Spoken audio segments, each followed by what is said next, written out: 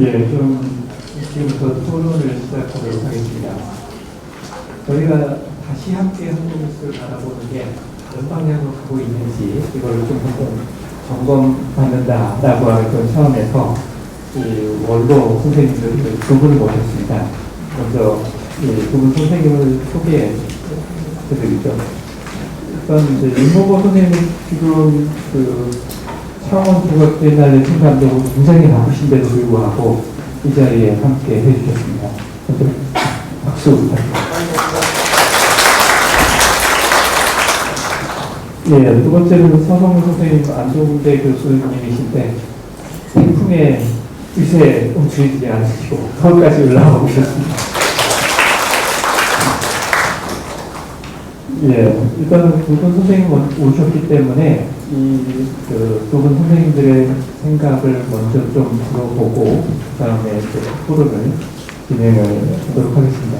먼저 저희 이 연구팀의 내 꼭지의 그런 발표를 들으신 느낌이나 인상을 먼저 한번 좀 청해 보도록 하겠습니다. 윤보고 선생님 먼저.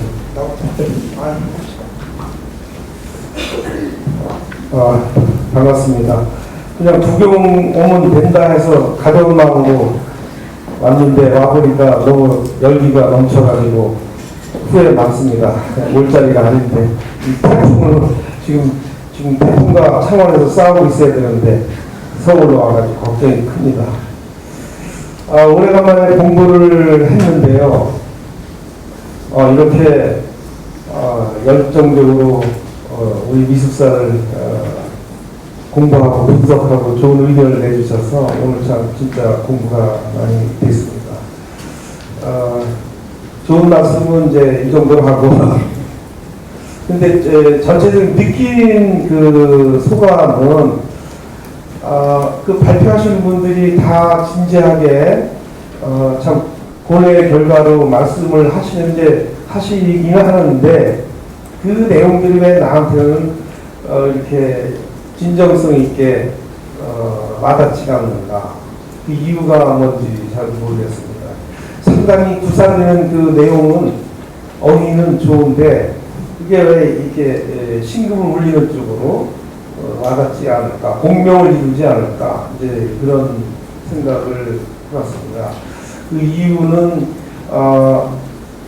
종합적 접근이 아니어서 그런 것 같고, 첫째는 그 시대를 아우를 때 그 시대 전체상을 보면서 그 작가나 작품의 이상을 또 작품이나 작가의 그 본질을 타고 들어가야 할 텐데 그게 잘 전달이 안 됐는지, 물론 이유는 있습니다.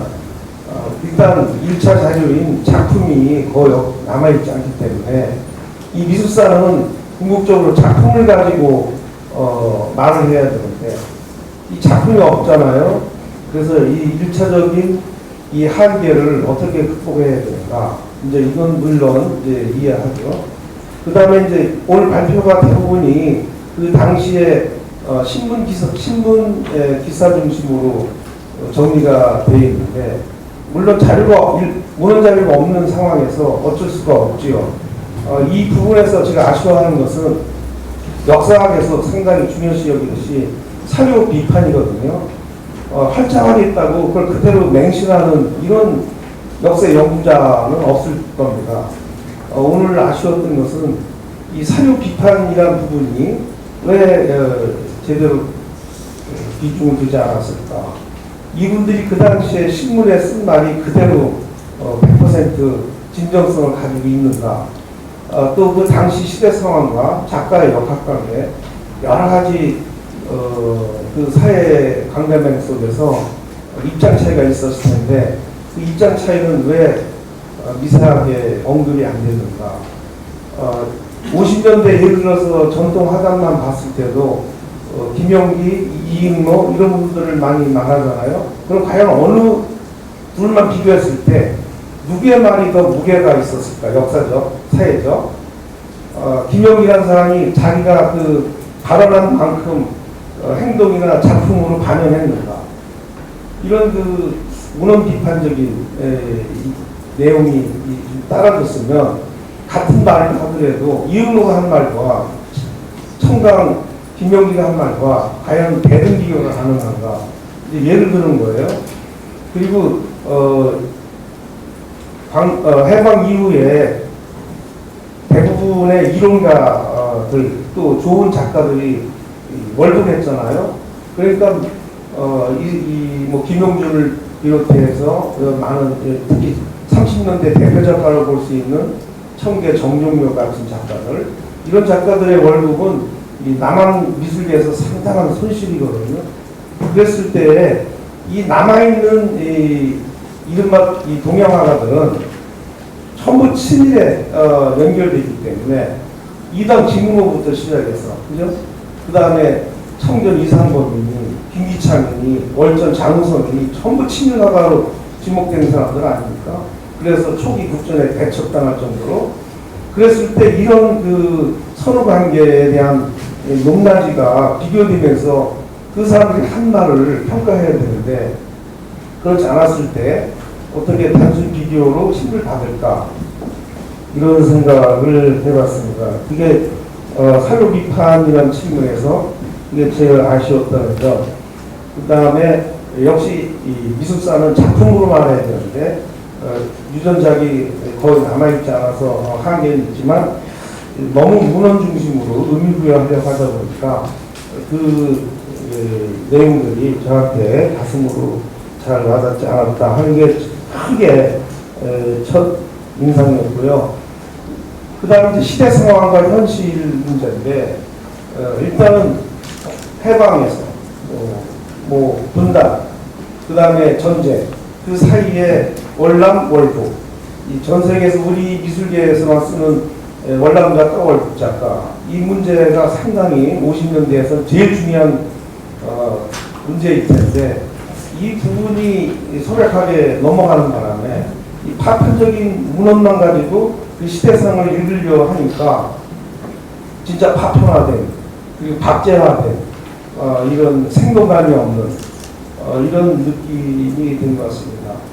주요 활동한 작가들이 상당수가 문학적으로 그렇지만 특히 미술, 월북했고, 또 남아있는 사람끼리의 그 전후 복구기에 새로운 미술을 이끌어가려니 역부족이었을 것이고, 거기에 또 새로운 방공 문화에, 또 미국 문화의 아주 맹렬한 침투, 이런 부분에 대해서 과연 역동적으로 주체적으로 대처를 했는가.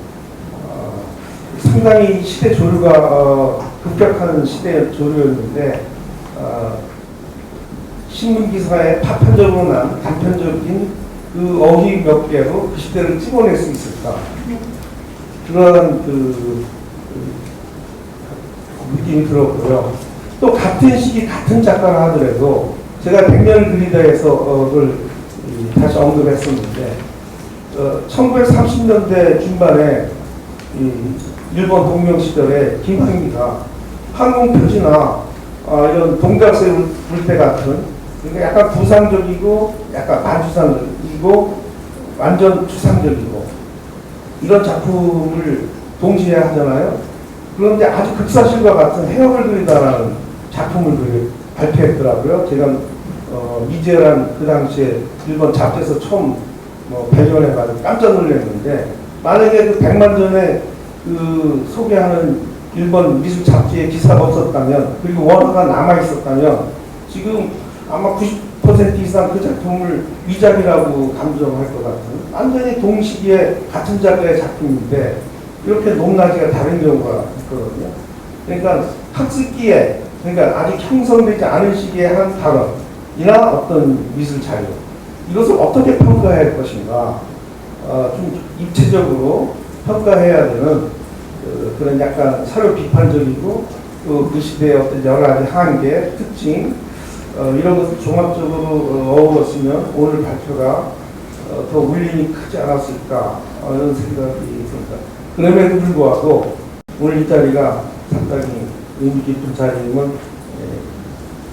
사실입니다. 일단 여기서 전체적인 소감을 일단 말씀 끝내겠습니다. 감사합니다.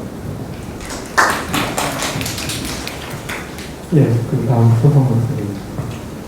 네, 그 50년대 그 미술에 대해서 개인적으로 그 관심을 가지고 공부를 했는데 오늘 이 같은 이제 자리가 있어서 이걸 한번 그 객관화 시켜보고 다른 분들은 어떻게 생각하시나를 이렇게 청취할 수 있었던 그런 기회였습니다. 충만에 대해서는 우리 그 유은 선생님 말씀 주셨으니까 좀 조금 세부적으로 각 그 발제자분들의 그 발표 내용을 좀 느낀 대로 좀 말씀드리도록 하겠습니다. 우리 신정훈 그 박사님이 그 50년대 미술을 여러 방면으로 연구를 하셨는데 그 중에서 이제 제가 주의 깊게 들은 건 이제 추상의 부상성이라는 것과 김영주 선생님 그 빅뱅문의 앵커그메이브 회화에 바탕 어떤 그 전조가 되었다는 것을 굉장히 흥미롭게 들었습니다.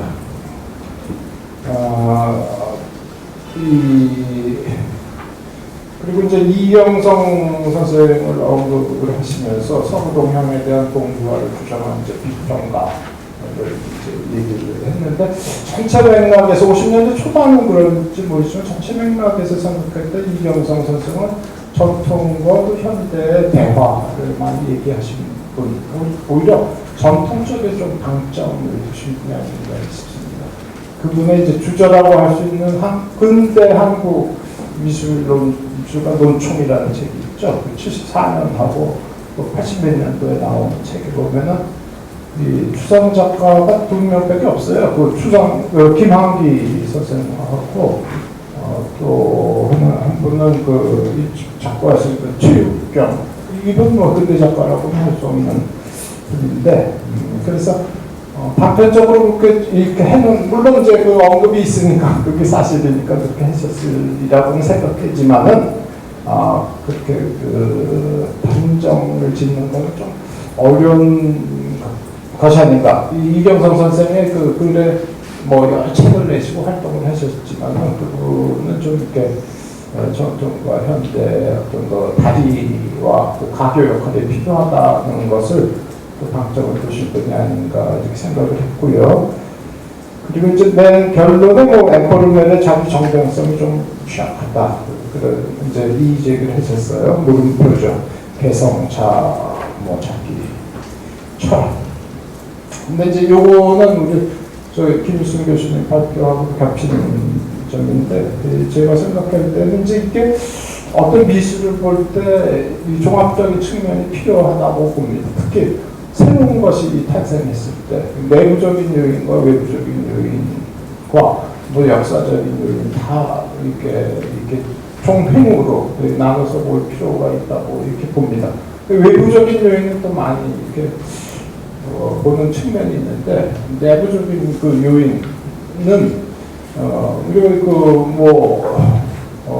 원치 않든 한국 전쟁이라는 것을 겪고 그 경랑 속에 있었고 사실 모든 그 뭐를 파괴하는 순국주의가 없는 정말 굉장히 트라우마를 겪은 세대라는 점을 우리가 좀 그 기억을 해야 되지 않을까.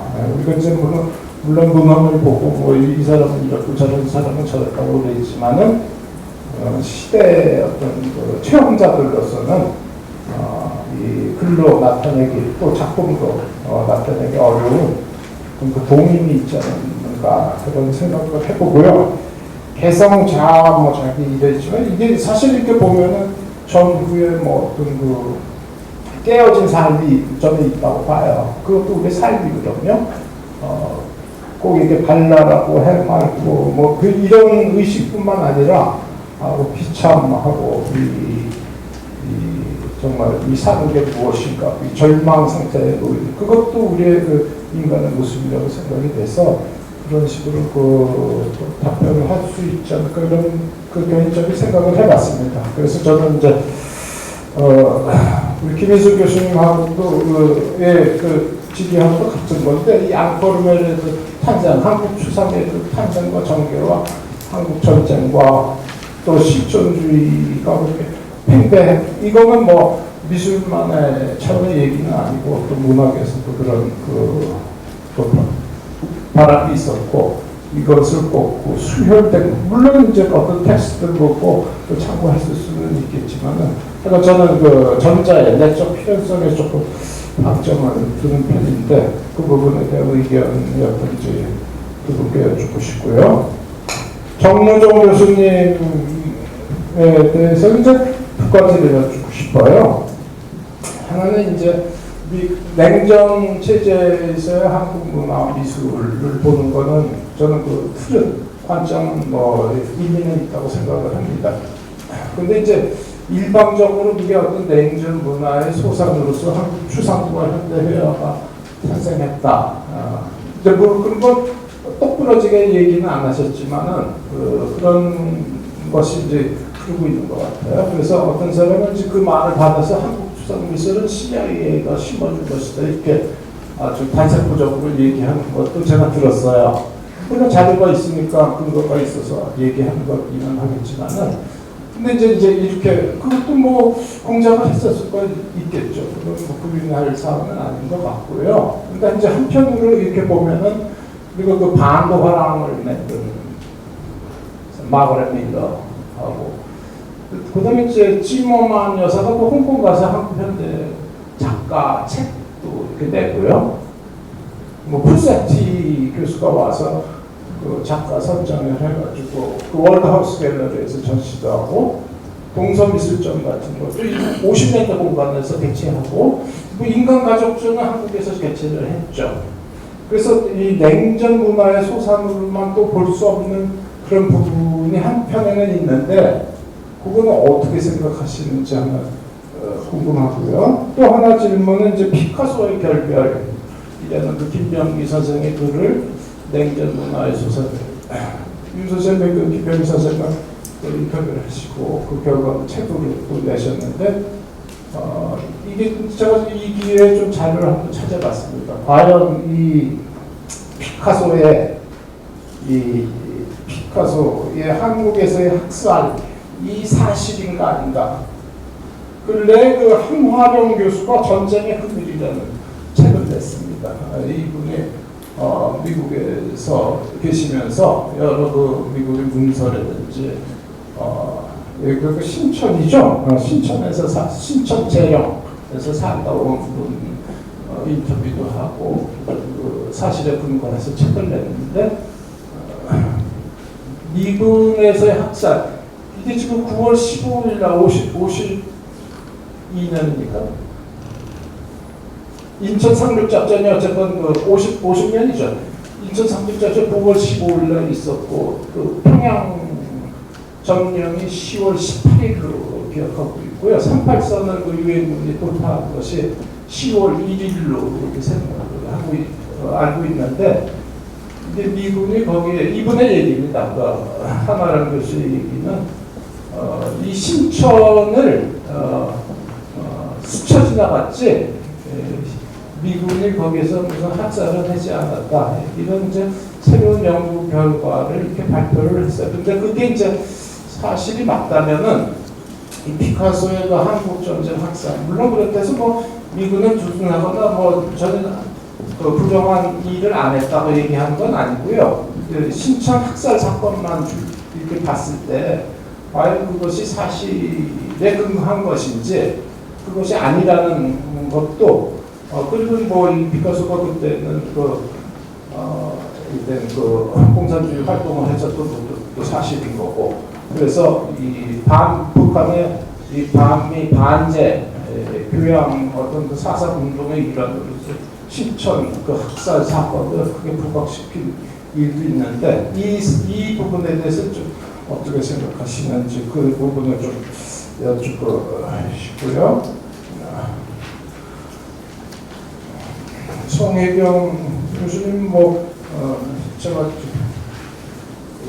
이 글을 보면서 이제 외색 탈피 노력하고 이제 시대성을 언급을 이렇게 하셨습니다. 그래서 국전에 대해서 이제 올해 5회까지 이렇게 하셨기 때문에 그걸 부분적으로 또 하고 또 우리 화단의 어떤 희동기는 아니죠. 이제 있었지만은 이 해방된 그 나라에서 미술을 이렇게 펼치고 이런 이제 노력은 있긴 있었지만은 요 장우성의 회고, 서세욱의 뭐 꽃장수, 박노수의 이런 정도를 가지고 이 조비에서 탈피의 노력이 충분히 설명이 되는지는 그건 좀 잘 모르겠고요. 그 시대성의 모색의 부분도 마무리부 작가에게 좀 제한적으로 맞춰져 있는 것이 아닌가. 이때는 뭐 국전을 지금 살펴보셨는데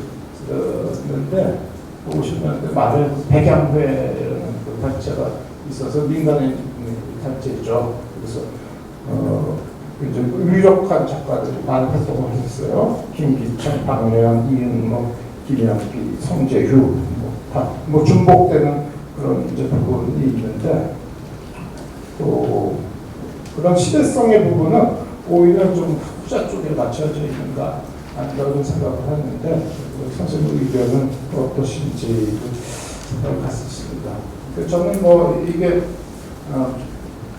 어떤 사람과 대화를 해서 미술을 한 게 아니라 사실 뭐 이게 여러 분문과 이게 선행 연구자들의 어떤 자료를 통해서 50년대 미술이라는 것 또 작품을 통해서 그렇게 인식을 해왔는데 이런 자리에서 50년대 미술이라는 주제를 놓고 또 얘기를 할 수 있어서 많은 공부가 되었습니다. 감사합니다. 오늘도 전체적인 인상을 듣고자 했었는데 그런 질문을 들어가시네요. 아까 그 윤보모 선생님의 느낌 인상과 관련해서는 저희가 이제 키워드를 가지고서 따로따로 그 50년대를 바라보다 보니까 다소 분절되어 있다라고 하는 그런 생각을 저희들도 갖고 있었고요. 그리고 이 문헌 그 비평이라든가 아니면 이제 작품에 대한 분석 이런 비판들은 저희들도 앞으로 계속 참고해야 할 그런 사항이라고 생각을 합니다. 이 자리를 통해 가지고 한번 그 분절된 시각들을 아주 좀 엮어볼 수 있는 그런 이제 자리가 되기를 좀 바라긴 하고요. 네, 서성훈 선생님이 바로 질문에 들어가셨기 때문에 먼저 각 발표자분들에게 어떤 방식이 이 부분에 대한 대답을 듣는 분석을 하자. 네, 먼저 신경. 예, 전체적인 총평도 그렇고 개별적인 질문도 많은 생각을 할 수 있게 되었습니다. 고맙습니다. 그리고 그 서성록 선생님께서 말씀하신 질문은 크게 저는 두 가지로 이해를 하는데요. 하나는 이경순 선생님에 대한 것, 그리고 또 하나는 이제 인포르멜과 연관된 문제입니다. 예, 그 모방에 대한 대담한 모방에 대한 논의는 저는 이경순 선생님이 오랫동안 갖고 계셨던 생각이다라고는 생각하지는 않습니다. 그러나 어떤 시기상으로 구분을 해봤을 때 특정한 시대에는 굉장히 의미 있는 말이지 않았나라는 생각을 했고 그것은 좀 과도할 정도로 드러내볼 필요가 있지 않겠나라는 생각을 했었던 것 같습니다. 그리고 전통에 대한 문제는 사실 많은 분들이 전통에 대한 이야기들을 하지만은 50년대 초중반 정도까지는 다소 그것은 어떻게 보면은 이렇게 계속 가져오던 습관이나 좀 이렇게 많은 의미를 그러니까 새로운 것을 받아들여야 된다는 말보다 조금 더 강조점이 찍힌 말은 아니지 않았나라는 생각을 개인적으로는 해봤습니다. 그래서 당시 한국 미술이 전개되는 양상이 외국 모델을 굉장히 습득하는 것이 강한 면모를 보인다면 과연 그것을 말했던 분이 누구일까라고 할 때 저는 이경선 선생님으로 이제 자연스럽게 관심이 갔던 것이 사실이었습니다. 그리고 두 번째로 앵포르멜과 관련돼서 말씀하신 것도 그 내적 필연성의 문제 말씀하시는데 저도 정확히 그 내적 필연성의 문제를 앵포르멜이 성공적으로 내적 필연성이라 불릴 수 있는 것을 가지고 있었다라고 생각은 합니다. 이제 그런데 제 생각에는 그것 이상의 무엇을 요구하지 않았나 당시에 그 선배들은. 그런데 과연 앵포르멜이 그것을 이렇게 충분히 구현해냈는가에 대한 문제에 있어서는 생각을 좀 해봐야 될 것 같다라는 생각을 해봤습니다. 그러니까 뭐 자기와 개성, 이념, 이대 이제 이런 문제들을 계속 그 선배님들은 말씀을 하셨는데요. 저는 그것이 기본적으로는 그 앵콜맨이 한국 미술에 무엇을 남겼는가라고 생각했을 때 뭔가 이렇게 정당성을 이렇게 자신의 선배들이나 이렇게 위에 앞에 있던 것을 부정하는 것으로부터 얻는다면 그것은 의미 있는 출발이라고 말할 수는 있겠지만 그것 자체가 이후에 한국 미술의 전개에서 어떤 큰 역할을 하는 데는 조금 한계가 있지 않겠나라는 또 생각도 해봤습니다. 즉 이전 것들을 어떤 것은 넘기고 어떤 것은 받아들이는 이 과정 자체에 대한 부재, 그것의 시작, 뭐 물론 많은 경우들이 있었겠지만 그런 면모를 앵콜맨이 조금 보여준 것이 아닌가 이런 정도의 생각에서 내적 필연성 이상의 무엇이 필요하지 않았었나라는 생각이었습니다. 예. 네, 저는 앵콜맨에 대한 제 생각에 대한 질문을 이해를 하고 있어. 희성 선생님의 내용의 연장선이라고 하는데 제가 발표할 때 모두에서 말씀드렸지만 제가 앵콜맨이 전유가 아니다라는 것은 전혀 저의 발표에 특정은 아니고요. 앵콜맨은 전유성이 분명히 있었다라는 것은 그 시대로서 충분히 우리가 이해할 수 있는 부분입니다. 이제 제가 강조하고 싶었던 것은 이제 우리가 50년대 하면 항상 전쟁, 6.25 전쟁을 얘기를 하게 되고 전후에 일어난 상황, 제가 박상문주 전후의 용격 투박 이런 거를 전후라는 상황을 이제 50년대, 그래서 60년대 어떤 잠깐 67년까지도 전후다라고 얘기를 합니다. 일본 같은 경우는 이미 53년, 55년이면 자기네들은 전후가 끝났다라고 얘기하지만 우리나라는 66년, 7년까지도 전후라고 얘기하는데 그 포인트가 이제 물론 전쟁을 참여했고 죽음을 목격했고 이런 것도 있지만 가난이라는 거예요. 가난한 상태이기 때문에 계속해서 이 치열하게 뭔가 극복을 해야 된다고 생각했던 것이죠. 근데 그런 것이 바로 이제 젊은 세대, 꿀맨 세대들이 갖고 있었고 그렇게 강력하게 이 발언을 했다는 것으로 생각합니다. 그렇지만 이제 제가 오늘 얘기하고자 했던 그 주요 관심 사항은 얘기하고자 했던 바는 그 이전 세대도 그냥 전쟁을 겪었고 전쟁으로 인해서 많은 것이 흩어졌고 윤범 선생님이 말씀하신 대로 이제 그 월북의 상황이라는 것이 우리는 너무나 큰 아픔이었고 거기에서 이제 우리가 가족의 해체라는 문제가 있었고 그래서 제가 뭐 전쟁과 관련해서 이제 가족 이미지, 모자상 이런 그 주제를 가지고 발표했던 것도 다 전쟁과 관련된 이야기이고 전투의 상황이라는 생각을 했기 때문입니다. 그래서 이제 이 이전 세대, 말하자면은 그 앵콜맨 이전 세대들은 어떻게 전쟁을 경험했고 어떻게 정책을 표현했느냐 했을 때 앵콜맨과는 다른 언어를 가지고 있었다라는 것이죠.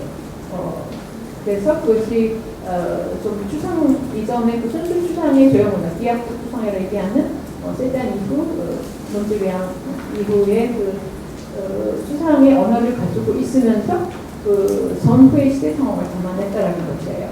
근데 그런 것들은 우리가 현대 미술을 얘기할 때 다 추상 안에서 흐르면서 탈각되고 있는 것은 아닌가라는 생각을 하고 있기 때문에 그런 부분도 같이 우리가 전후라는 시대 상황에서 읽어내야 된다는 생각을 기본적으로 하고 있었고요. 그래서 우리가 지나치게 앵콜맨을 강조하게 되면 너무 단순하다는 거죠. 그리고 그 흐름은 서양 미술사 흐름과 뭐가 다를까라는 생각을 하게 되는 것이고요. 그래서 우리가 그 미술가라는 존재는 스스로 작품을 하기도 하지만 그 그림을 도와주는 사람도 상당히 중요하다라고 생각합니다. 1950년대 앵콜맨 이전의 화가들은 그 나름대로 시대를 읽어내면서 그 시대에 이해할 수 있을 정도의 미술 추상을 했다라는 것이죠. 그것은 이제 미술사 안에서 애매한 위치에 놓게 되는 거죠. 우리가 한국 현대 작가, 한국 제가 대사는 작가를 항상 김환, 이기종 작가 수분을 얘기하는데 실질적으로 그들을 어디에 위치시켜야 되느냐는 문제 저의 관심사였습니다. 그래서 결국 정의라는 것은 어떤 특정한 무슨 사조, 특정한 양식 유형만이 정의가 되는 것이 아니라 그 시대 때마다 그 시대를 잘 읽어낼 수 있으면서 뭔가 나름의 새로운 도형 언어를 가지고 있는 전문의로서 인정해야 되지 않을까라는 생각을 하게 되는 것이고요. 제가 끝부분에서 새로운 시대는 또 새로운 전문의가 있다라는 얘기 말씀드린 것도 사실 1960년대 초반 중반 때는 엠프로멜이 포화 상태다라고 얘기를 하게 되고 엠프로멜 작가들이 임병원 선생 같은 경우는 59년이면 이미 국전에 그 엠프로멜 작품을 가지고 국전에 출품을 하고 있죠. 그럼 이게 사실상 우리가 알고 있는 국전, 대국전, 국전에 대한 단서, 반국전의 언어를 표방하면서도 실질적으로는 어떤 국전의 관계를 갖고 있고 이게 이제 그 당시 현실이라는 얘기죠. 그래서 이런 것들 다 자세히 우리가 아우르다 보면 너무 지나치게 엠프로멜의 반국전 내지는 울분을 토하는 듯한 이런 용어를 너무 지나치게 강조하지 않았다라는 생각을 저희는 시대마다 새로운 의식과 조형 언어를 가지고 나타날 수 있다는 계획을 주고 있습니다.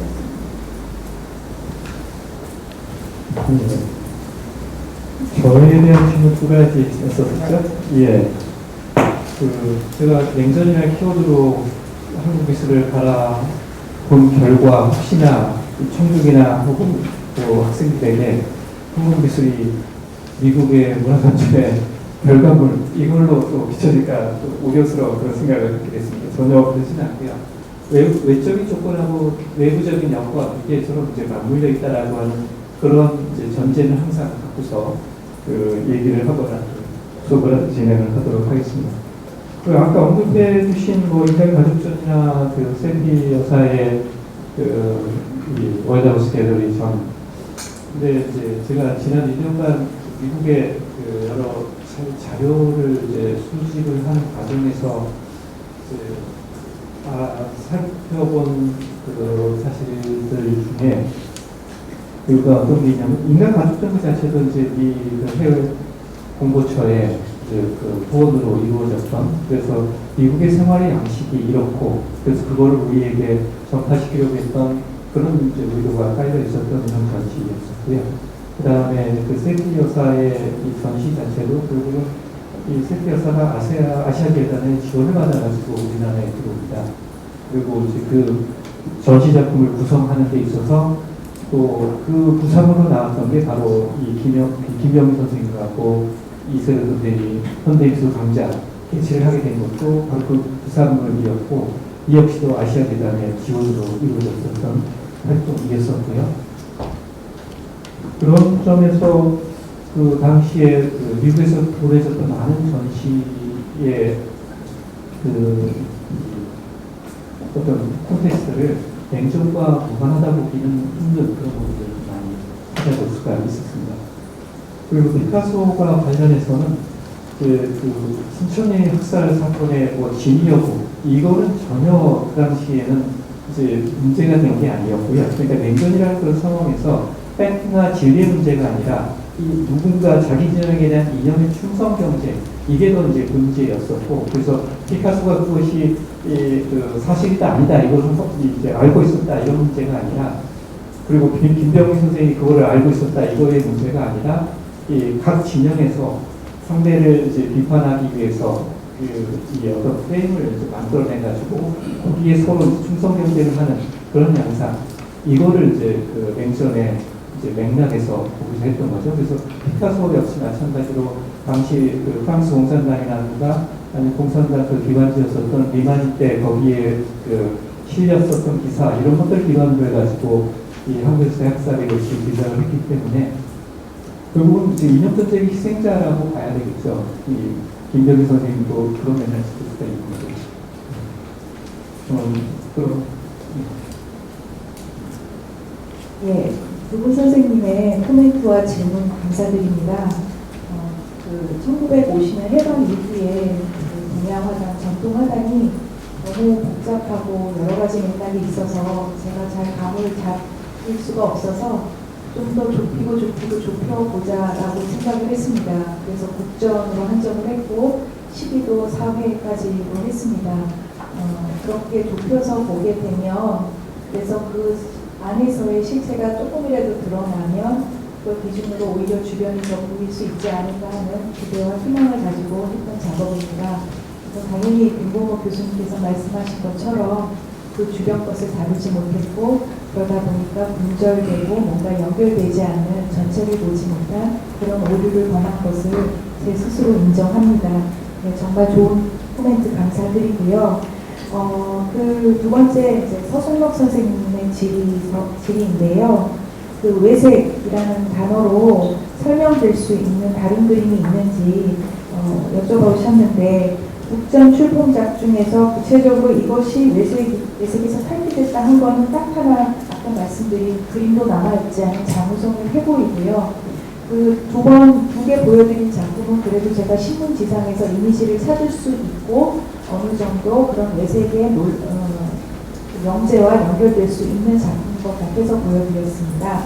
나머지 하나를 더 본다면 그 1회 국전에 출품했던 노수현 선생님의 산수화가 있는데요. 이건 제가 그림은 찾지 못했지만 이 그림에 대한 평가를 보면 창의한 육색과 밝은 공간의 처리가 좋아 그 독특한 화풍이 누구도 따르지 못한다라는 평가가 있습니다. 이것도 어느 정도 외색을 탈피한 작품으로 김용준 선생님은 보신 것 같습니다. 이 정도이고요. 그 이외에 구체적으로 이거 탈피됐다라고 거론된 거는 제가 국전 작품 중에서는 찾지를 못했습니다. 두 번째 질문은 시대성에 관한 질문이신 것 같은데요. 제가 시대성에 관한 것을 추출하기 위해서 김영기 선생님의 글과 이윤모 선생님의 글을 가지고 왔습니다. 그 중에서도 김영기 선생님 글에 좀 더 비중을 둔 거는 김영기 선생님께서 더 구체적으로 국전에 대한 인상평을 쓰셨고 뭔가 조금 더 중립을 시킨다라는 느낌을 받았기 때문입니다. 이윤모 선생님 같으신 경우는 1회 국전 자단회의 동양화가로서는 유일하게 참여하셔서 여러 가지 의견을 제시를 하셨는데 굉장히 날이선 한 번도 국전에 출품하지 않으셨잖아요. 그래서 굉장히 날이서고 비판적인 그런 시각을 갖고 계신 걸 볼 수가 있었습니다. 그런데 정보 면에서는 김영기 선생님의 글이 제가 더 많은 것을 추출해낼 수가 있었습니다. 그래서 김영기 선생님이 얘기하신 시대성, 그래서 현대적인 감각하고 사실은 현대적인 모티브, 그러니까 양식, 그러니까 도형성과 소재 두 가지 문제를 사실은 언급을 하신 것입니다. 그래서 이왕이면 산수화만 그릴 것이 아니라 진짜 그 시대의 거리 풍경을 그려라 이런 말씀을 하시는데 그것을 현존하는 신문 자료 안에서 국전 출품작 안에서 그런 소재적인 측면의 시대성을 제가 찾지를 못했습니다. 오히려 양식적으로 봤을 때 인문화의 범주에서 더 많이 찾을 수가 있어서 그것만 말씀드린 거고요. 그렇다면 그 시대성은 국전 밖에서 찾는 게 타당하지 않느냐라고 코멘트 해주셨는데 전적으로 동의합니다. 오히려 국전 밖에 나오면 더 편안하게 찾을 수 있는 것들이 있었습니다. 예컨대 도형적인 문제로 본다면 1952년도에 이미 반추상 반입체적인 시기라고 김기창 선생님께서 말씀하신 거라든가 아니면은 이제 1953년에서 55년 그때 김영기 선생님의 전시, 이윤모 선생님의 전시 같은 것의 평가가 어떤 민족이라는 단어는 들어가지만 굉장히 앞선 시대성을 가지고 있다라고 하셨고 그 다음에 서승록 선생님께서 지적해 주신 백양회 같은 경우가 그것이 총정리라긴 하지만 본격적으로 대두되는 그러한 협회가 아닌가 그런 생각을 합니다. 그래서 제 다음 과제는 이제 지금 55년도까지 잘랐으니까 그 이후에 일어나는 특히 이윤모 선생님과 김영기 선생님의 전시 비평, 당신들의 글과 당신들의 작품을 외부에서 봤을 때 나오는 그런 논의들을 한번 정리할 기회가 있으면 좋겠다라는 생각을 해보았습니다. 김영 선생님께 정말 감사드립니다.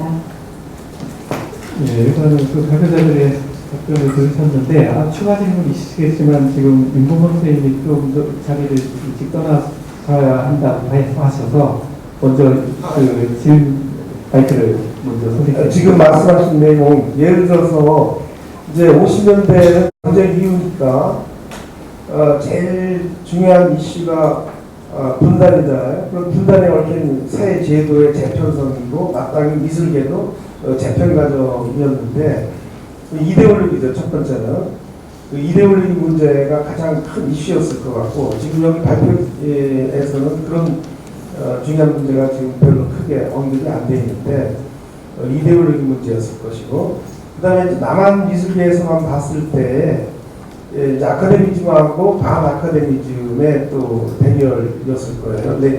근데 현실적으로는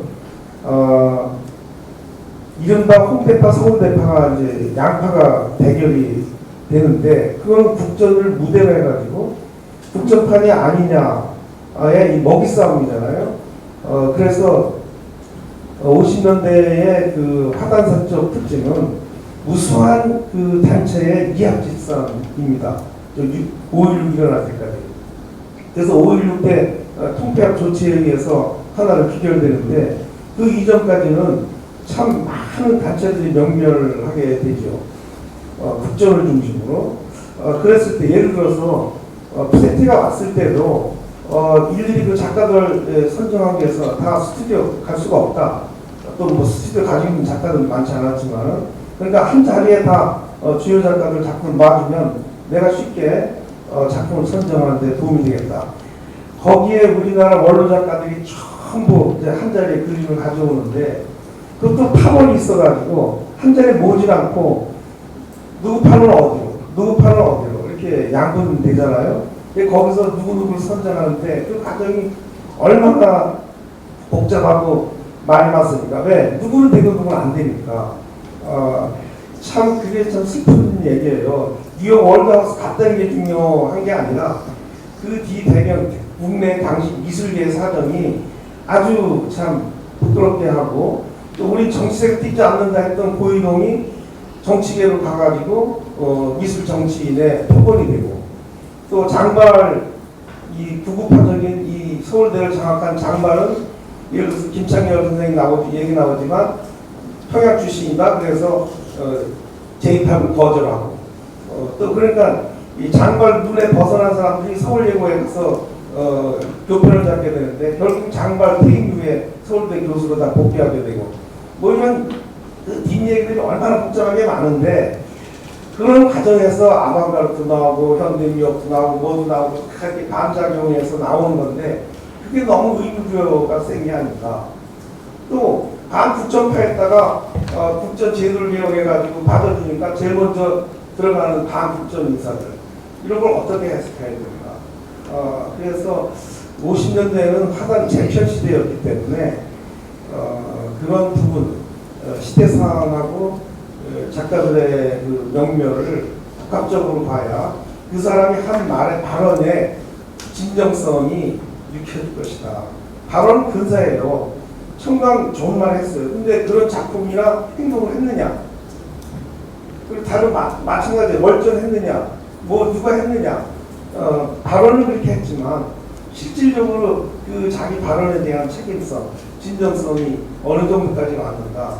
이렇게 이체적으로 봤은 그 시대 핵심이 좀 더 이렇게 부각되지 않을까 싶고 궁극적으로는 연구자한테는 어떤 각도에서 해석한다. 해석의 문제가 중요한 것 같아요. 해석을 어떻게 할 것인가. 지금 아까 총평의 또 연장이긴 한데 각 연구자들의 그 시각이 어디에 방점을 두고 이 1차 사료를 분석하려 했는가. 그런 내용하고 연결됩니다. 그 사료 비판에 여기 이 대목을 선생님 말씀하신 것 중에 김용준 얘기가 나오잖아요. 그래서 외색을 극복할 때, 외색을 탈피할 때, 단색이 외색을 극복할 민족 색채다 이런 말을 했는데 이런 거에 말은 사료 비판의 대표적인 말이거든요.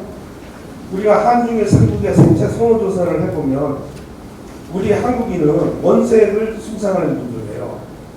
그게 지금 단청이 증명을 합니다. 오방색을 이렇게 화려하게 쓰는 민족은 아마 전 세계에서 우리밖에 없을 겁니다. 중국도 그렇지 않고 일본은 간색을 좋아하는 나라예요. 일본 미인 도박을 증명하듯이 간색이라는 것은 사이간자 A와 B를 섞은 색이 간색이잖아요. 근데 정색, 다를 정자 정색은 원색 그 자체예요. 그게 색깔이에요. 정색이라고 해요. 우리는 정색의 민족이에요. 정색으로 외색을 탈피해야 된다. 이 말이 맞는 말이지. 간색으로 외색을 탈피한다는 말은 일본어를 흉내내자는 말이거든요. 그래서 이런 말도 비판적으로 한번 봐야 되지 않을까.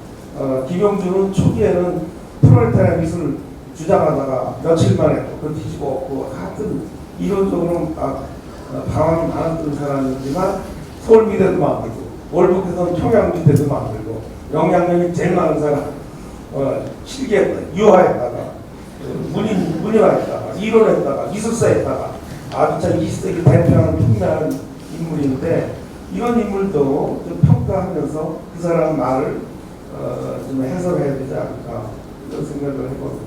예. 죄송합니다. 자꾸 내가 말해서. 제가 간색에 대해서 잘못 알고 있습니다. 저는 간색을 다만칠색이라고 생각을 했습니다. 그러니까 그 진한 어떤 색깔의 두 개를 섞은 색깔이 아니라 그러니까 담담한 색, 수국 담채할 때 담. 그랬는데 제가 그거는 잘못 짚은 것 같습니다. 조금 더 연구해 보겠습니다. 감사합니다. 12색.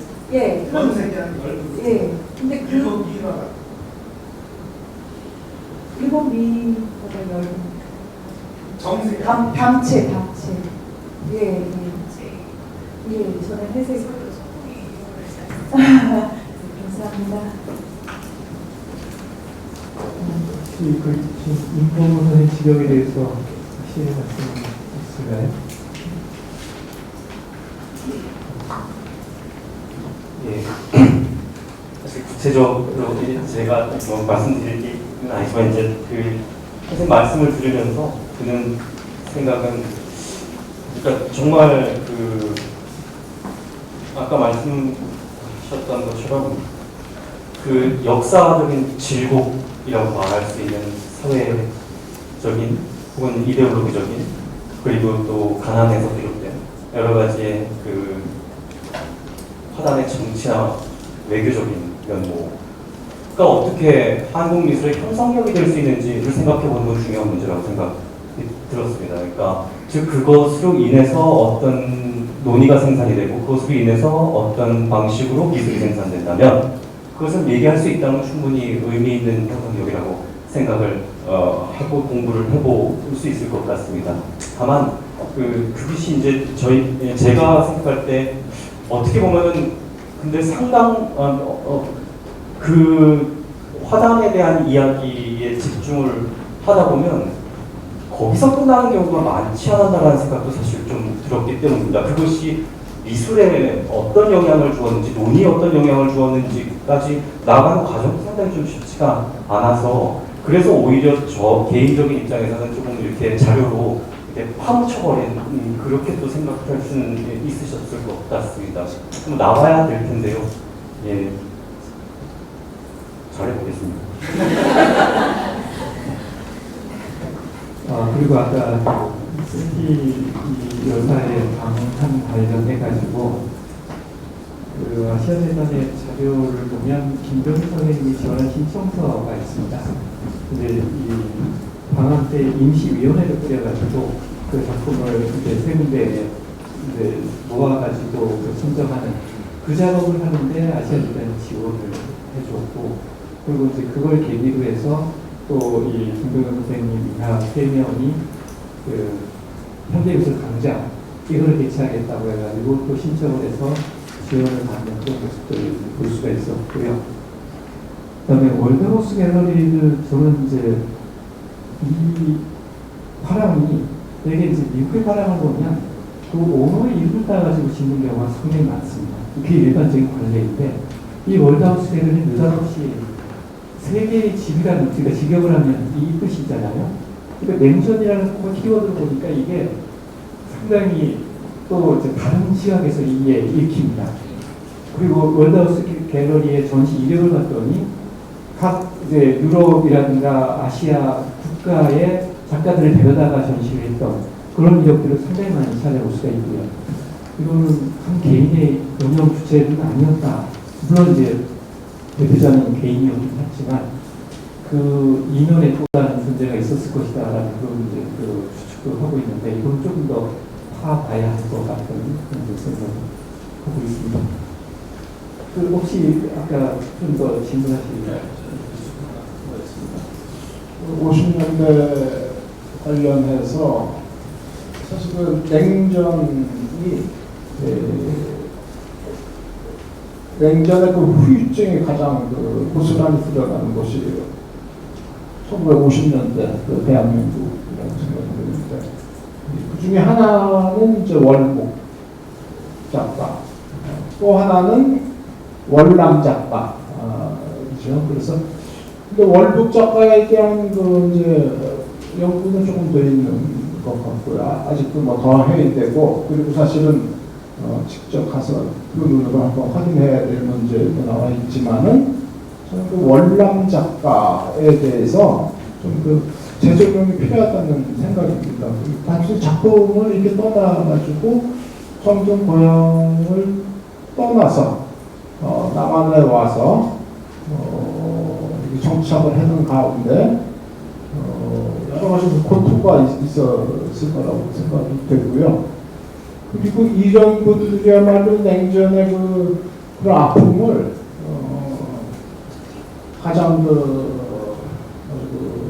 많이 알았던 그런 분들 아닌가. 근데 또 이분들이 남한에 와서 활동도 많이 했죠. 그래서 그게 무슨 뭐 항공부 이런 걸 떠나가지고 그냥 자유로운 그 작품으로 활동을 했는 거에 대한 그래서 평가가 조금 인색하지 않는가 그런 이제 생각도 해봤습니다. 그건 또 어떻게 생각하시는지.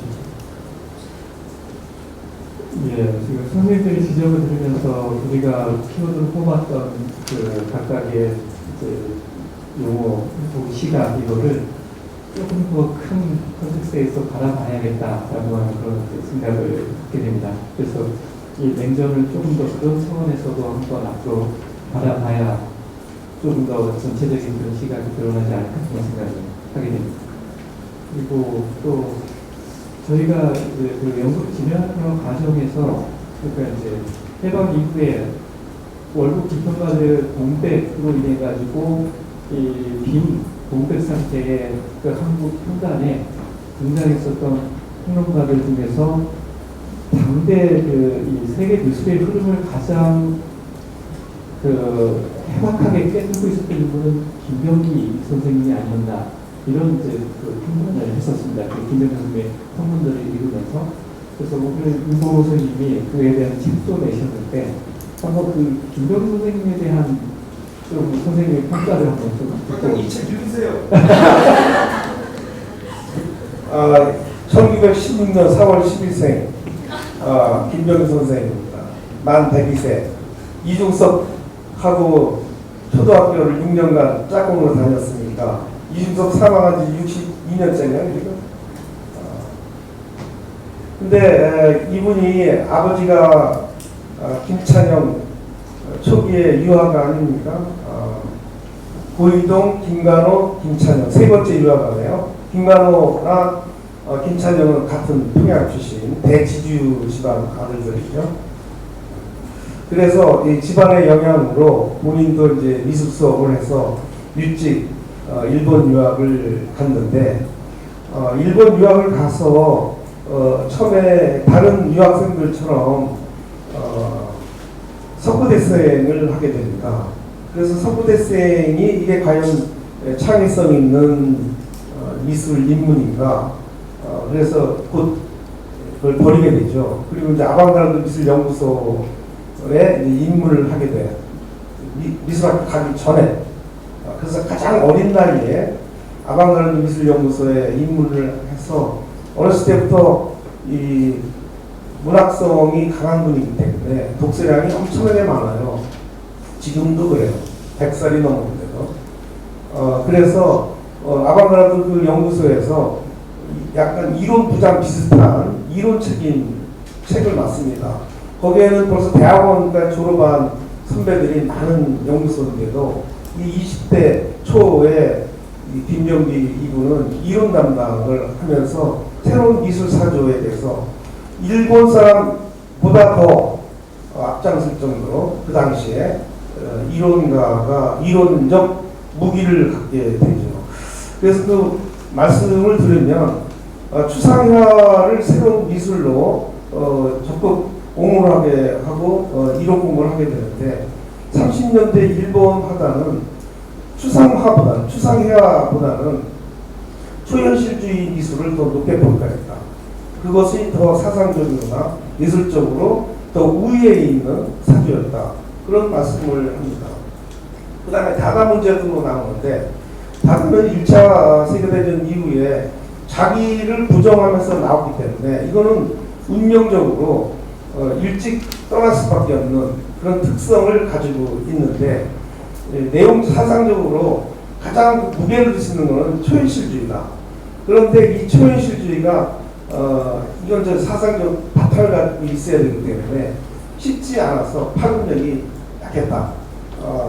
그렇지만 30년대 자기 친구 문학수 이중섭 평양의 삼총사 아닙니까? 이 김병기 문학수 이중섭 이 문학수가 과연 분단 안 되고 같이 활동을 했다면 아마 타프라스에서 이쾌대 이런 작가들이 20세기 한국 미술을 주름잡을 화가들이었을 텐데 불행하게도 이쾌대 문학수가 우리랑 같이 있지 않았기 때문에 좀 20세기 미술이 좀 썰렁하게 됐죠.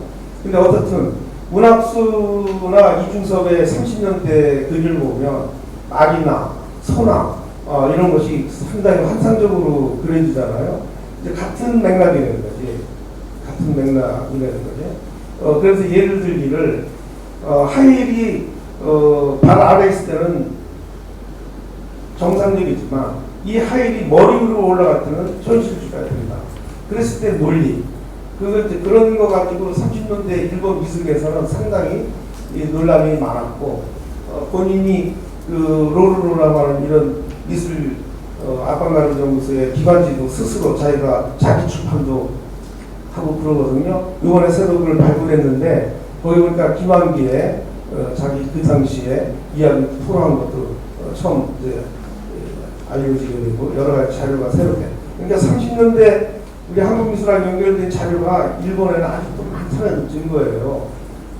그래서 그런 걸 또 본격적으로 풍요롭게 발굴하면 우리 추상미술 초기 단계에서 아니면 일반 미술에서 좀 풍요롭게 되지 않을까 이런 생각을 해봅니다. 어쨌든 김병기 화백님은 100살 기념전으로 바람이 일어서다 제가 이제 기획에 참여한 100살 기념전을 했고 전 세계에서 최초의 100살 넘은 현역화가 신작으로 전시를 할 수 있는 그리고 금년 가을에 신작 개인전을 지금 하려고 준비 중인데 데뷔를 하고 있습니다. 아마 세계 최초의 일이 되지 않을까. 일반인은 100살 살기 돌아오는데 100살 넘어서 새 작품을 가지고 전시를 할 수 있다. 제가 이 한겨레 연재할 때 저 잘하는 사람들이 여담을 여기 오신 보너스 여담으로 말씀드리면 저 아는 사람들이 여름이 10명이 묻는 질문이 딱 한 가지 있었습니다. 뭘 물었겠습니까? 장수비결 뭐냐? 선생님 댁에 약품비가 없거든요. 영양제도 없거든요. 만 102세, 1916년생. 그 비결이 뭐냐고. 저는 알죠. 3분 이상 모시고 있었으니까. 그리고 작년 1년간은 매주 매주 일요일날 5시간씩 인터뷰를 했습니다. 제 진을 다 뺀데 1년 내내. 저는 알죠. 그럼 어떻게 몇 년에 말하느냐? 말 못해주죠. 제 열정이 다 마찬가지인데. 근데 오늘 조금만 말씀드리면 적극적 사고방식이에요. 상당히 적극적 사고방식이에요. 대부분의 논의는 난 나이 들었다, 대우해줘라 이런 입장인데 이분은 절대 몸에 그런 게 없고 예를 들어서 뭐 일본 출신 영국 작가가 노벨문학상 받았잖아요. 작년에. 저는 그 작가 이름도 처음 듣는데 가니까 벌써 일본에서 주문해가지고 1호판 그 대표작을 읽고 계시더라고요. 102살 할아버지가. 그래서 그 답장에 가니까 다 읽고선 그 책을 분석을 해주시더라고요. 이 책이 왜 노벨상을 탔는지. 그런데 그 뒤에부터 일본 문학평론가가 해설한 내용이 이게 핵심 못 뽑았다. 이 소설의 주제는 고향이고 더 정확히 말하면 고향 상실인데 이 문학평론가 해설은 상실이라는 개념이 없다. 오독이다. 잘못 정확하게 못 읽은 것이다. 이게 100살 넘은 분이 노벨문학상 지금 배포자를 분석해 주는 거예요, 저한테. 근데 저는 장수 못한다는 거 알아요. 오늘 이 순간 그 책을 안 읽고 있거든요. 그래서 이 적극적 마인드가 이 작가로서 그 집념에 새로운 세계를 늘 탐구해서 가려고 하는 그 마음, 이런 것이 20세기 이후에 한국 미술계에 연연하게 쭉 퍼져 있었으면 우리 미술이 더 풍요로웠을 텐데, 그냥 이합집산 자기 기득권 논리에만 살기 어렵으니까 20세기에 우리 얼마나 우리 삶이 궁핍했고 피폐했으니까, 그러니까 그거 해결하느라고 그러겠다 하는 이해는 되면서도 너무 예술적으로 이렇게 좀 진지하게 전문가답게 예술가답게 이렇게 치열하게 그런 면이 좀 부족해서 이분의 일생을 보고 많은 그 깨달음을 제가 가졌습니다. 102살 현역화가 유일한 예가 아닌가 싶습니다. 보너스 드렸습니다. 감사합니다. 네, 이론가 김경기라는 평가를 부탁드렸는데 인간 김경기 아마도 이제 그 이론가로서의 면모는 이 책을 구입하시느라 파악하실 수 있지 않을까 생각합니다. 혹시 그 연구팀이 연구 진행 과정에서 부닥쳤던 난관에 대해서 혹시 서성록 선생님께 질의드릴 내용은 없는지, 그건 없으시면은 질의를 청주에서 받도록 하겠습니다.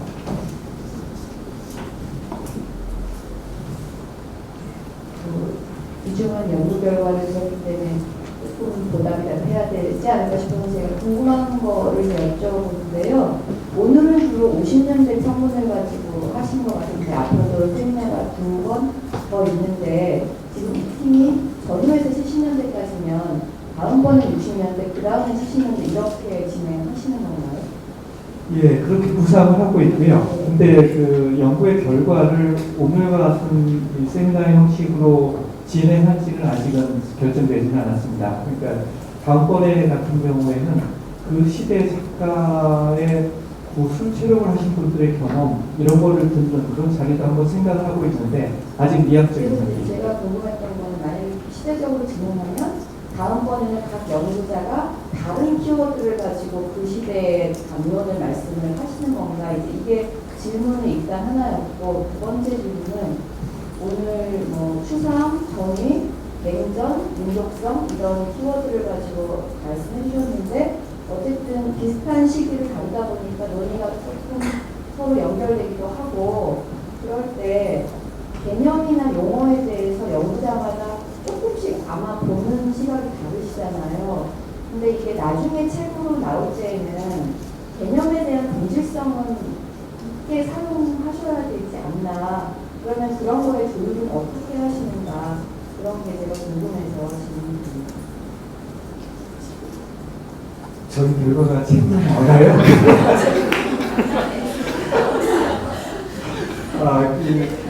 저희가 이제 앞으로 진행하는 과정에 이 키워드를 계속 각 연구자가 계속 가져올지는 아직은 모르는 상황이고요. 오늘 그 선생님들이 지적을 고려하면 그 키워드를 맞바꾸는 방식도 서로 분절된 시각을 연결할 수 있는 하나의 방안이 되지 않을까 그런 생각을 하고 있는데, 그건 앞으로 회의를 통해 가지고 결정을 해야 될 것 같습니다.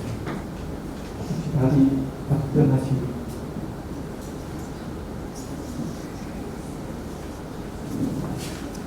연구 목적이 뭔데 갑자기 됐을까요? 왜 연구하고 시작했어요? 이거는 이제 다시 바로 함께 한국 미술을 보자. 뭐를 다시 함께? 그 담론을 일반 대중에게까지 확산시키자라고 하는 그런 목적으로 알고 있습니다.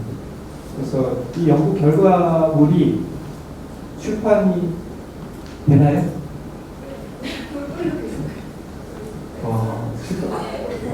다른 거로 출판된다고 하네요. 예, 그런 부분들은 아마 이제 그 전체적인 이 콘텍스트를 마지막에 가서는 정리해야 될 것 같습니다.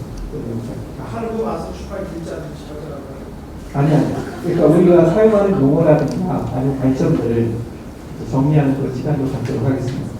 문외한의 입장에서 그냥 갑자기 한국 미술에 이런 세미나가 있는 걸 알고 와서 들었습니다. 그래서 제가 미술에 대해서 전혀 모르는 입장에서 뭔가 이렇게 질문을 드려도 되는 적절한 질문을 하는 건지 잘 모르겠습니다만 아까 그 선생님께서 말씀하신 것 중에 한국은 반세계 민족이다, 그리고 일본은 반세계 민족이라고 이렇게 단명하게 말씀해 주신 것이 인상적이었는데요.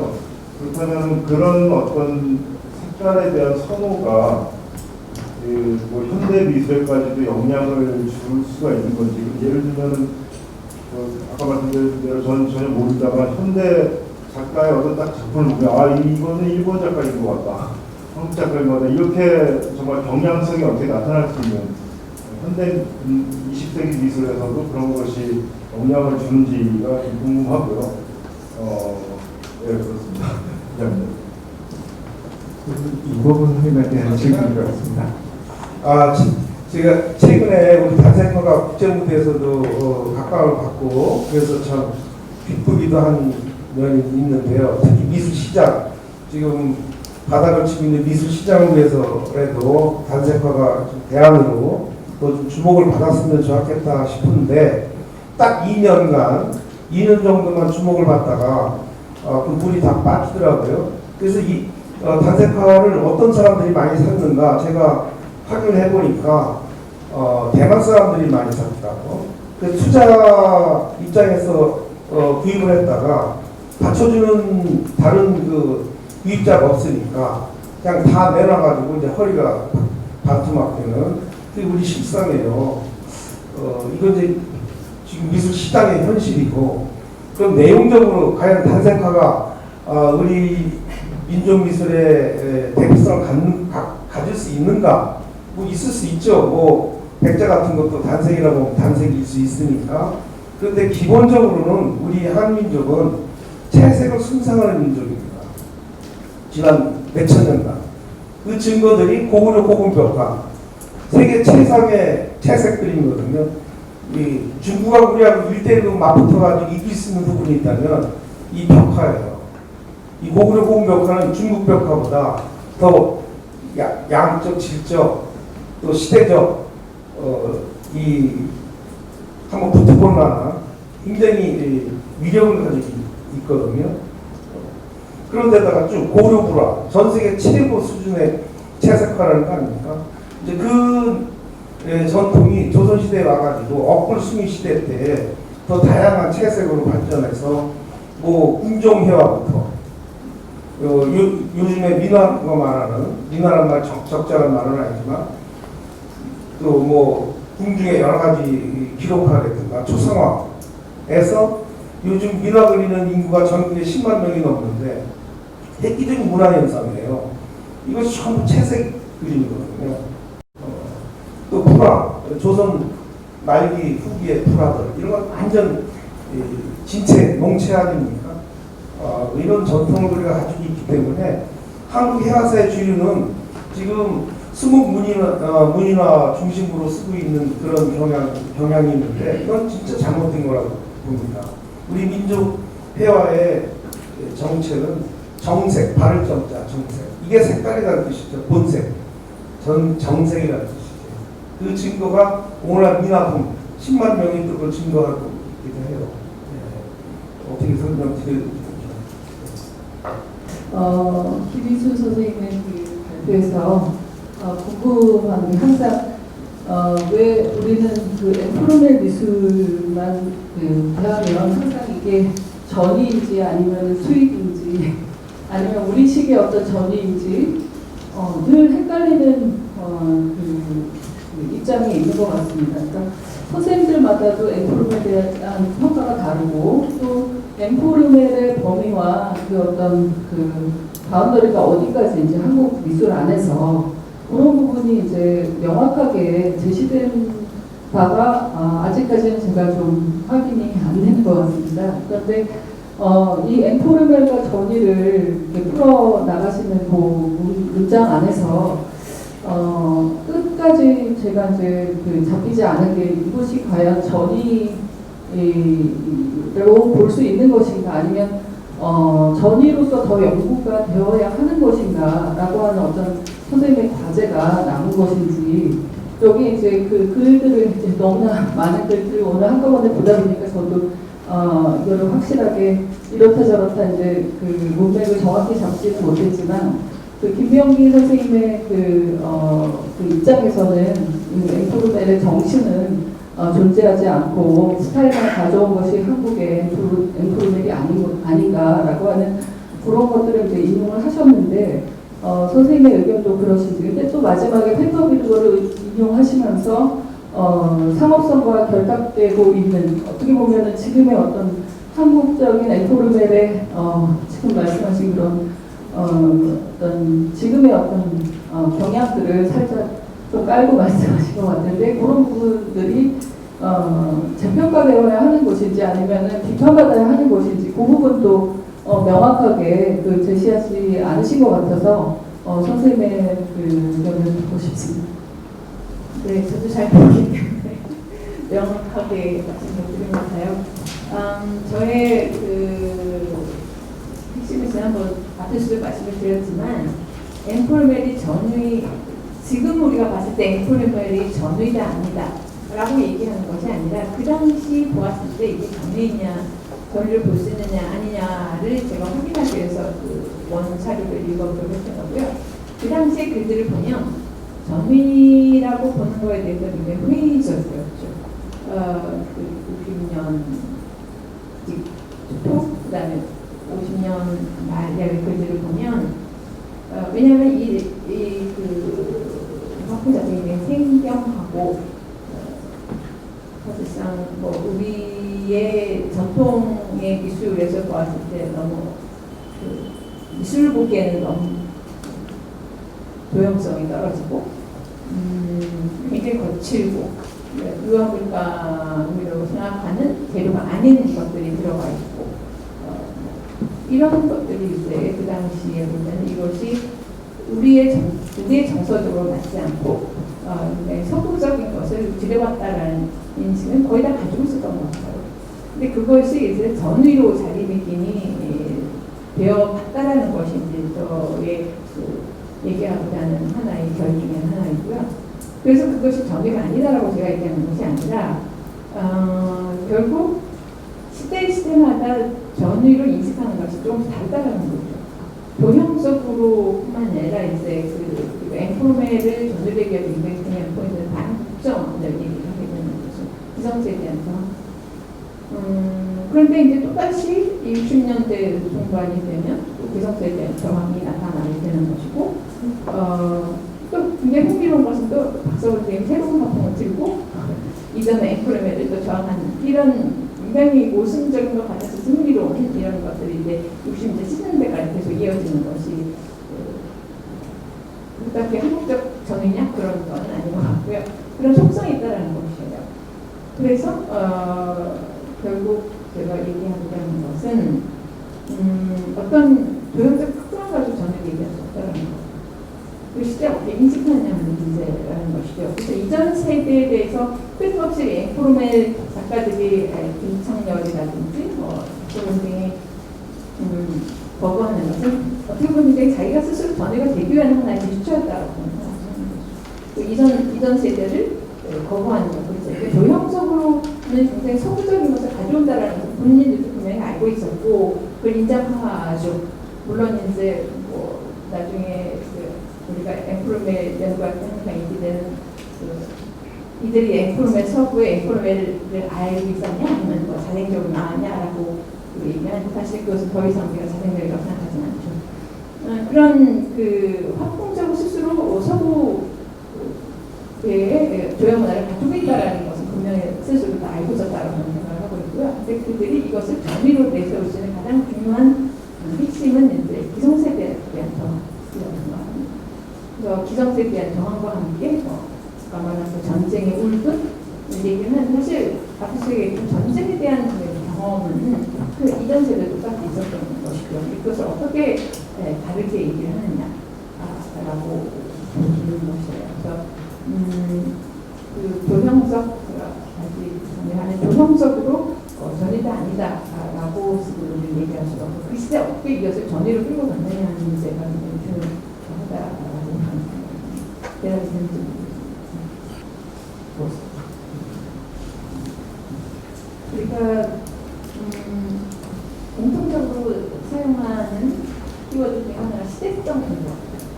우리가 시대성을 어떻게 읽을 것인가 하는 문제죠. 그것을 조형적으로 시대성을 읽을 수도 있을 것이고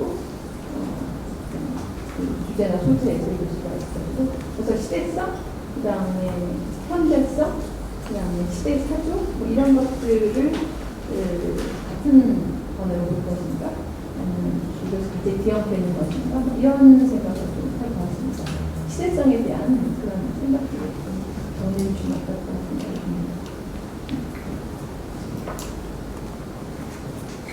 예, 그 송희영 선생님 발표를 들으면 이제 시대성이라는 말을 이제 동양 쪽, 서양화 쪽에서 동시에 이제 사용을 하지 보니까 시대성, 현실, 사회, 현대성, 현대 이 기표는 동일한데 길이는 조금씩 다르게 사용했던 것 같다는 생각이 듭니다. 그래서 한편에서는 현대적이거나 시대성이라는 것이 일종의 서구의 현재적인 미술 양식과 으로 설명하는 경향이 함축하는 경향이 있는 것 같기도 하고 또 다른 한편에서는 정말 그 시대성이라고 하는 것이 함축하는 일종의 어떤 사회적이고 역사적인 의미로서의 시대적인 감각을 말하는 경우도 있는 것 같고 그래서 그 동일한 말을 하지만은 갖고 있는 생각들은 조금 구분해서 봐야 될 필요가 있겠다. 근데 위험적으로 분류하자면 제 생각에는 동양화 쪽에서 시대성이라고 말할 때는 이 서구적인 미술 양식을 함축하는 경향이 더 강한 것 같고 이 서양화 쪽에서 특히 그때 김명주 선생의 말에서 나오는 것은 훨씬 더 좀 그 진정성은 어느 정도까지인지는 논의를 해봐야겠지만은 참여나 이런 이야기들을 계속 이제 하는 것이 일종의 그때 실존주의 혹은 더 넘어서 사르트르식 실존주의에 노출되어 있었다라고 이렇게 얘기는 할 수 전 있는 것 같습니다. 저는 그 시대성하고 시대성적 이런 부분에 대한 미술인 혹은 미술 비평가들의 논의가 굉장히 추상적이지 않나라는 그런 생각을 그 여러 글을 읽으면서 해봤습니다. 아까 일본님이 그런 문헌 비평이라고 하는 그런 관점들을 하셨는데 그러니까 우리가 글을 읽으면서 여태까지 지난번에는 현대의 욕망 그리고 오늘은 현대의 음식 이거를 가지고서 발표를 했는데 과연 이 현대를 비판적으로 바라본 미술가나 미술 비평가가 있었는가?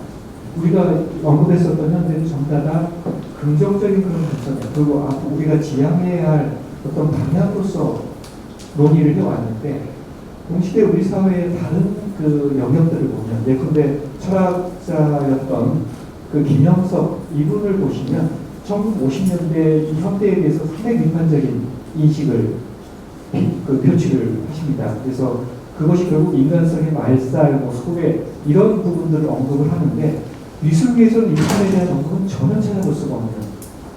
근데 우리가 이제 이거를 논의를 하면서 놓친 부분 아니면은 이게 월급으로 인해서 생겨난 공백에 의한 결과인 것인지 동시대 분단 체제가 고착이 되고 그리고 통일 국가의 멸망 자체가 해방 이후에 사라져버린 그런 상황에서 동시대의 시대인식을 과연 어떻게 하고 있었는지 이 부분에 대한 논의는 진짜 모노로서도 거의 찾아보기 힘들었었던 것이 라는 생각이 듭니다.